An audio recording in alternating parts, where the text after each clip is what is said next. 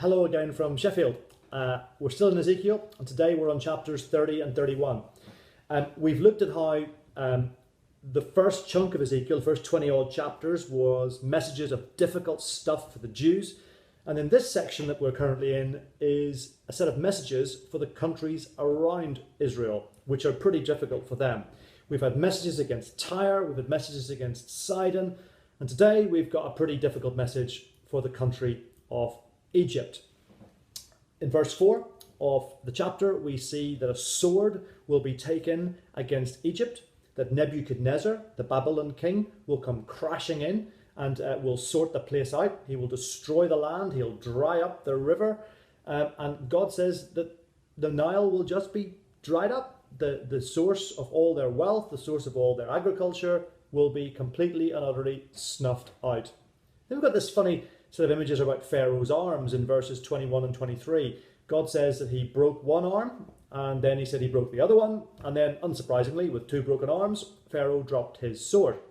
Well, what's all that about? Well, when Babylon initially invaded Israel and took the Jews away in the exile, they initially turned to Egypt for help.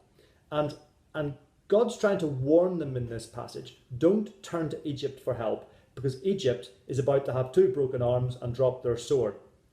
This is Ezekiel's way of warning the people of Israel not to trust Egypt for help.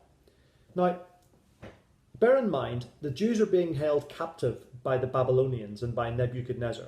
He's now wrecked Tyre and Sidon and taken captive of all their people, and now he's marching into Egypt and doing the same.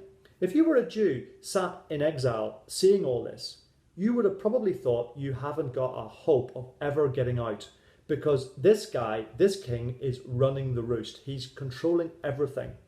Now, bear in mind, at the very end of the previous chapter, we got the little message of hope that God had sown into the book, which was that things would get better, that God would bring them back. But even still, all this bad news, and Nebuchadnezzar is running riot.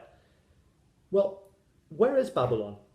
Well, if you were to look at a map today, Babylon is Iraq. And as you and I look at Iraq, what do we see? We see the IS or ISIL movement rampaging across the Middle East, rampaging across Africa, taking prisoners, destroying people's lives, murdering Christians, beheading people. And we look at that and go, crumbs, how will this ever end? Will it ever end? Will it ever get better? Well, God sorted Nebuchadnezzar out. And Nebuchadnezzar came to a sticky end, and God brought glory out of that for his people. Friends, as we look at IS and the mess that they're creating across the Middle East, we need to pray that God will do to IS what he did to Nebuchadnezzar. Sort him out and wipe him out and bring justice to the poor, justice to his people, and justice to his world, and restore the broken with new life and new growth. That's our prayer for that part of the world today. Let's make it our prayer going forward. Have a good day. God bless you.